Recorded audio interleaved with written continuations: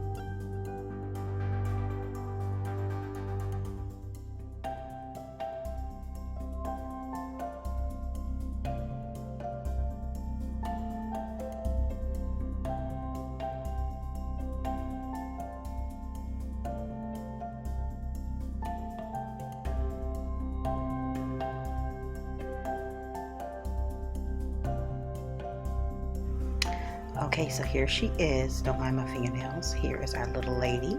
Happy little moments. So on this ATC card, you see the stickles, watercolor, some die cuts from a project that I did a few days ago, some shimmery watercolor, and a little bit of glittery gel pens. And that's pretty much it, guys. I hope that you enjoyed this process video. It's not really a tutorial because I didn't walk you through anything, but I love how she turned out with her blue hair. Happy little moments. She's just blowing her bubbles. Look at her, enjoying the sunshine. All right, guys, so till we're back here together on YouTube, stay encouraged, stay blessed, stay creative and crafty. Bye for now.